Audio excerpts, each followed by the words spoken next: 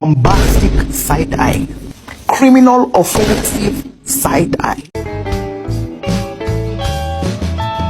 Bang, udah bang. Tapi bohong.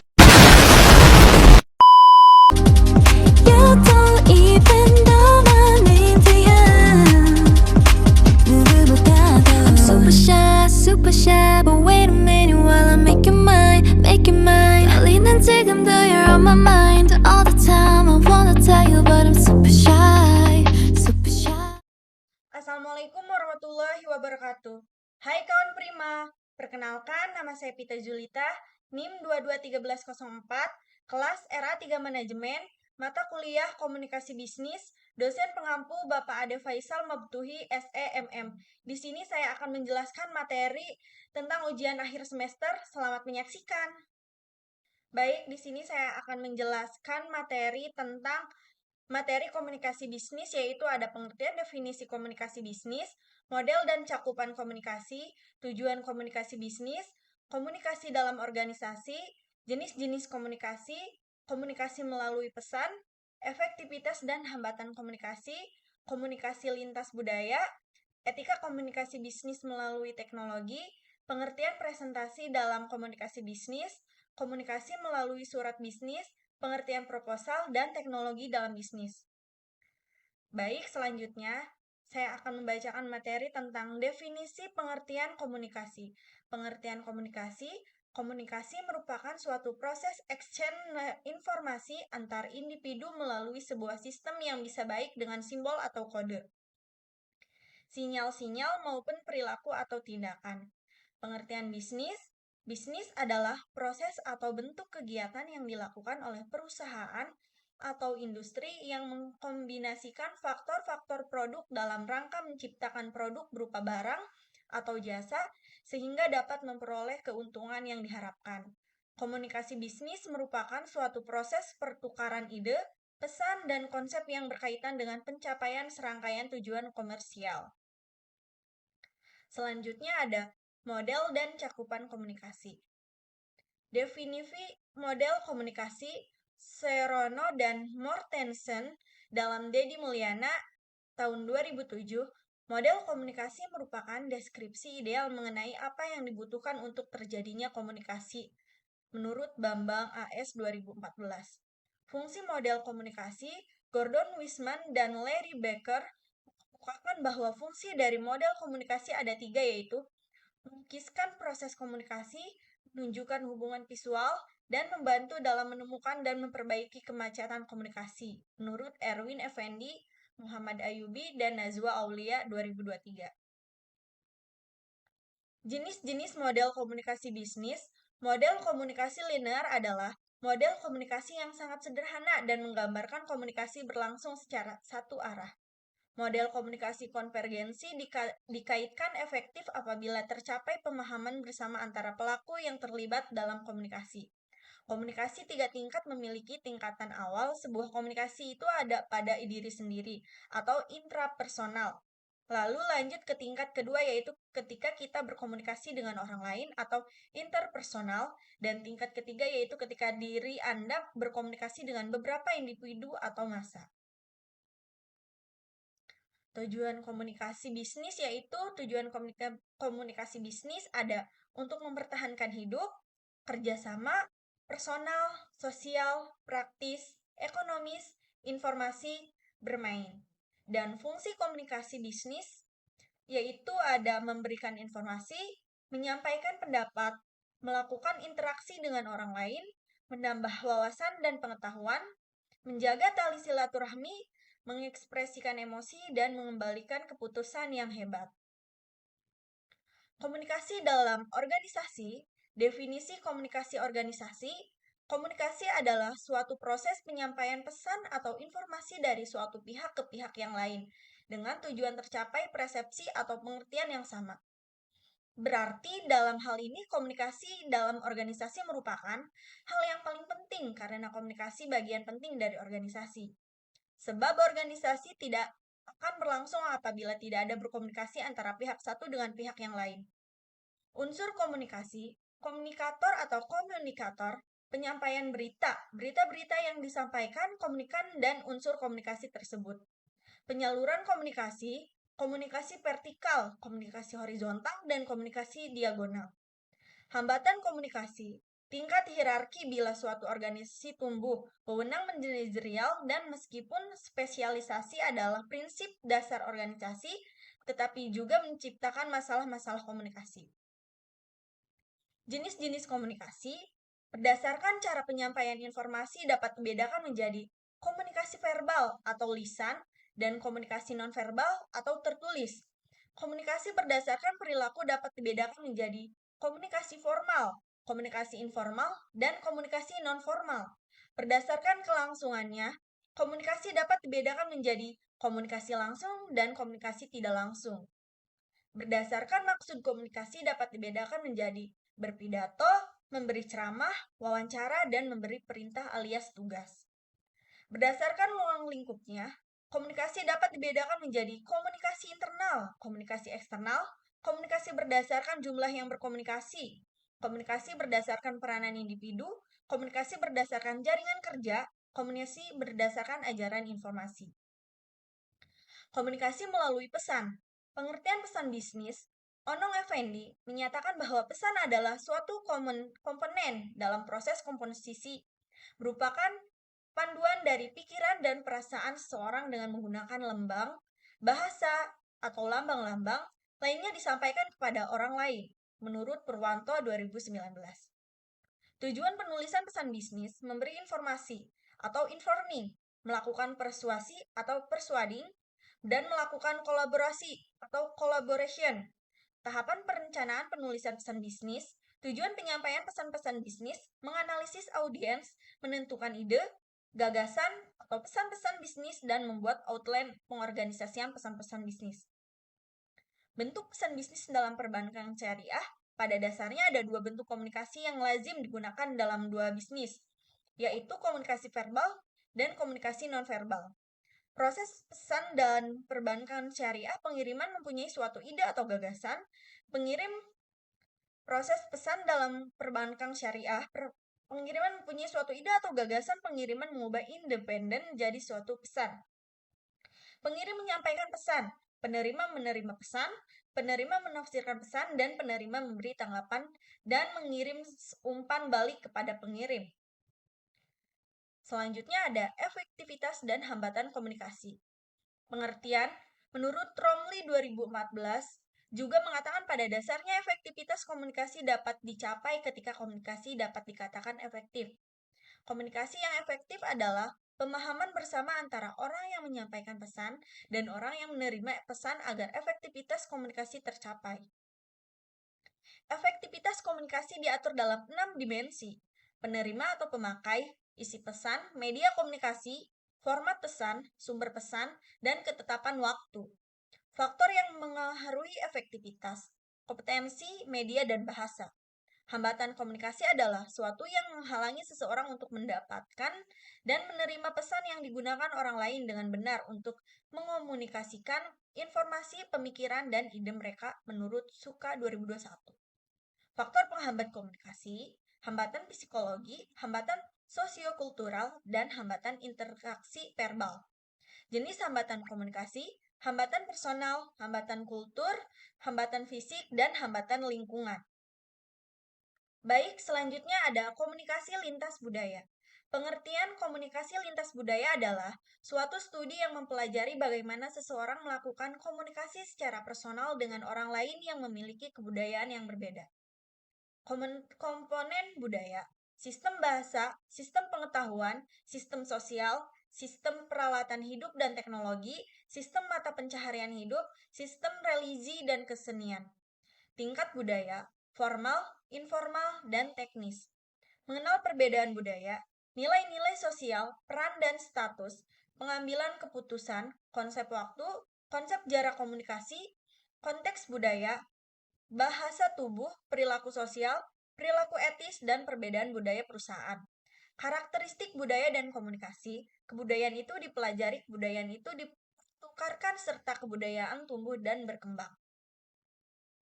Komunikasi lintas budaya juga di sini ada komunikasi dengan orang berbudaya asing. yaitu ada belajar tentang budaya, contoh jangan memberi minuman beralkohol di Arab, dan mengembangkan keterampilan komunikasi lintas budaya, contoh belajar bagaimana suatu penghargaan itu dikomunikasikan melalui suatu gerak isyarat, kontak mata, dan sejenisnya dalam berbagai budaya yang berbeda. Dan yang terakhir ada negosiasi lintas budaya. Dan di sini juga ada pembentukan budaya dan cara berkomunikasi.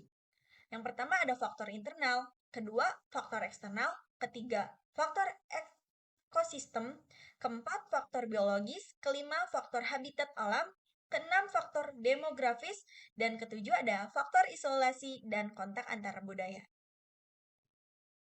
Etika komunikasi bisnis. Pengertian etika komunikasi bisnis adalah prinsip yang menjadi panduan setiap individu dalam lingkup bisnis untuk berkomunikasi secara jujur, terbuka, dan bertanggung jawab. Etika ini memastikan bahwa setiap bentuk komunikasi yang dilakukan memiliki dampak yang positif pada semua pemangku kepentingan, karyawan, masyarakat, dan semua pihak terkait secara keseluruhan. Prinsip utama etika komunikasi bisnis, kejujuran dan kehandalan, transparansi dalam komunikasi, penuh perhatian dan empati, dan menghormati kepentingan semua pihak. Dampak positif etika komunikasi bisnis, membangun kepercayaan dengan pelanggan dan karyawan, meningkatkan citra dan reputasi perusahaan, mendukung pertumbuhan dan kelanjutan bisnis, serta meningkatkan hubungan dengan pihak eksternal. Tantangan dalam menerapkan etika komunikasi bisnis, teknologi dan etika komunikasi dalam krisis serta mengatasi tekanan untuk kesuksesan bisnis. Selanjutnya ada presentasi dalam komunikasi bisnis. Pengertian presentasi merupakan penyajian suatu pemikiran, ide, produk, program, atau layanan.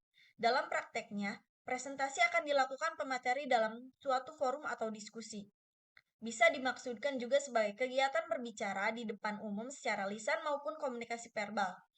Pada dunia bisnis, kegiatan presentasi akan diberkaitkan dengan pengembangan produk baru, pengajuan usulan, proyek baru, perluasan pasar, dan lainnya.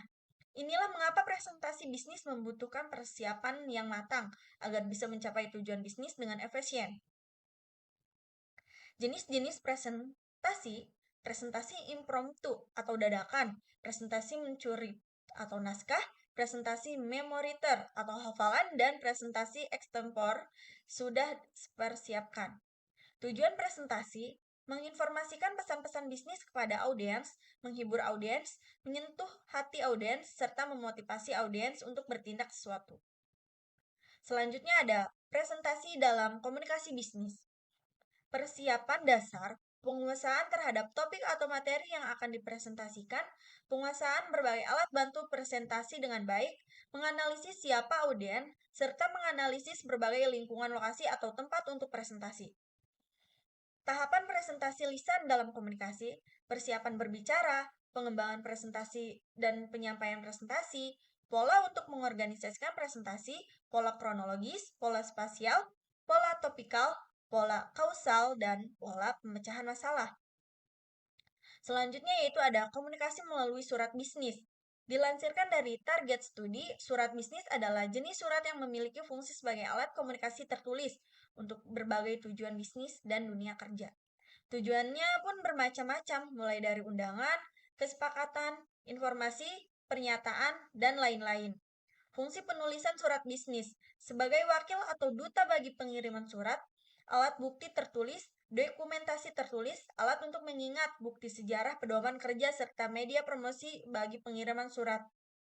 Macam-macam surat dalam bisnis, surat pemesanan, surat konfirmasi, surat pengaduan, surat permintaan informasi, surat ucapan selamat, serta surat pemberitahuan, surat penagihan, surat peringatan, surat penting kerja, surat pengumuman, surat undangan RUPS, surat kuasa, serta surat perjanjian. Penyusunan pesan dan surat bisnis, perencanaan, pengorganisasian, dan revisi. Bagian yang harus dimasukkan dalam surat bisnis, kop surat, tanggal, informasi penerima, sama bodi atau isi surat, penutupan, tanda tangan, nama pengirim atau jabatan, dan informasi kontak serta lampiran. Komunikasi melalui surat bisnis juga di sini ada pengertian direct request atau permintaan langsung, sering diartikan sebagai permintaan barang dan jasa secara langsung yang dilakukan dengan tatap muka atau face to face.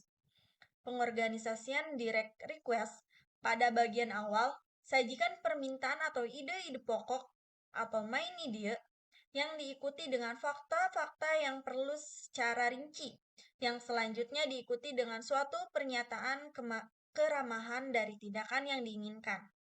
Dalam membuat surat permintaan rutin perlu diperhatikan 3 pertanyaan, yaitu apa yang ingin diketahui, mengapa hal tersebut perlu diketahui, mengapa hal ini dapat membantu. Di sini juga ada surat undangan penulisan. Surat undangan biasanya menggunakan pendekatan langsung. Dalam hal ini, pendekatan langsung mencakup 3 komponen, yaitu ide pokok atau main ide, penjelasan rinci atau explanation, dan penutup, close close. Surat pesan dan reservasi surat pesan paling tidak mencakup 3 komponen penting, yaitu pernyataan rinci apa yang kita pesan, metode pengirimannya, dan cara pembayarannya. Selanjutnya yaitu masih komunikasi melalui surat bisnis. Dalam surat permohonan atau kredit, di samping data pribadi kita, jenis usahanya, dan jumlah besar kecilnya kredit yang diminta, juga harus didukung dengan berbagai 22 dokumentasi penting dan prospek bisnis kita di masa depan. Hal ini penting bagi lembaga perkreditan untuk menilai kelayakan kita dalam memperoleh kredit, baik dilihat dari sisi besarnya kredit maupun jangka waktu pengembaliannya. Kelebihan surat bisnis, pertukaran informasi terkait bisnis, menyampaikan informasi, memperluas pasar, menjalin hubungan bisnis, biaya rendah, membangun niat baik dan citra dan memelihara catatan dan referensi. Kekurangan surat bisnis, struktur formal, media lama, bahasa yang rumit, membutuhkan waktu, kerahasiaan, mahal, dan tidak ada tanggapan segera. Pengertian proposal. Proposal adalah rencana kerja yang ditulis secara sistematis, terperinci, dan formal mengenai rancangan suatu kerja atau kegiatan. Teks proposal berisi mengenai program kerja dan bagaimana teknis pelaksanaannya. Proposal bertujuan untuk mendapatkan persetujuan atau tujuan tertentu dari pihak yang berkepentingan. Jenis-jenis proposal, proposal bisnis, proposal proyek, proposal penelitian, proposal kegiatan, dan proposal formal serta non-formal. Manfaat proposal. Dengan adanya proposal, maka kegiatan apapun akan menjadi lebih jelas alur serta kebutuhannya. Di sana biasanya tertuang berbagai hal tentang seluk-beluk kegiatan yang akan berlangsung, mulai dari latar belakang, kegiatan dilaksanakan, pihak yang terlibat, biaya yang dibutuhkan, rundown kegiatan, dan sebagainya. Tujuan penyusunan proposal mengkonsumsikan ide atau rencana, menggambarkan rincian atau tujuan, mengidentifikasi manfaat dan dampak, menggali dukungan dan persetujuan, mengikat kontrak atau persetujuan, menghindari kesalahpahaman, evaluasi dan permantauan, memperoleh dukungan finansial atau sumber daya yang persiapan tidak lanjut. Selanjutnya yaitu ada teknologi dalam komunikasi bisnis. Komunikasi bisnis merujuk pada proses pertukaran informasi, gagasan, dan data antara berbagai pihak yang terlibat. Dalam konteks bisnis, ini termasuk komunikasi internal antara karyawan di dalam organisasi, serta komunikasi eksternal dengan pelanggan, pemasok, mitra bisnis, dan pemangku kepentingan lainnya. Proses komunikasi bisnis, pengirim pesan, pesan media atau saluran komunikasi, penerima pesan, dan umpan balik. Faktor-faktor penting dalam komunikasi bisnis, kejelasan pesan, kecermatan dalam penggunaan media, konteks organisasi, budaya perusahaan, dan kompetensi komunikasi. Tujuan komunikasi, pengiriman informasi, pengaruh keputusan, pemberian petunjuk, membangun hubungan, dan meningkatkan efisiensi operasional. Dan selanjutnya yaitu ada masih teknologi dalam komunikasi bisnis. Sejarah teknologi komunikasi bisnis, telegraf awal abad ke-19, telepon akhir abad ke-19, komputer dan internet tahun 1969-an, mobil communication tahun 1980, dan media sosial dan pemasaran digital tahun 2000. Peran internet dalam komunikasi bisnis, email, surat elektronik, situs web, bisnis, pemasaran online, e-commerce, aplikasi kolaborasi, konteks organisasi, budaya perusahaan, dan kompetensi komunikasi. Manfaat teknologi dalam komunikasi bisnis meningkatkan efisiensi, meningkatkan efektivitas, mengatasi hambatan geografis, dan memungkinkan komunikasi real-time. Keuntungan teknologi dalam komunikasi bisnis, pengurangan biaya dan peningkatan produktivitas melalui komunikasi real-time dalam bisnis. Baik, terima kasih. Kurang dan lebihnya mohon dimaafkan. Wabillahi taufiq wal hidayah. Wassalamualaikum warahmatullahi wabarakatuh. You don't even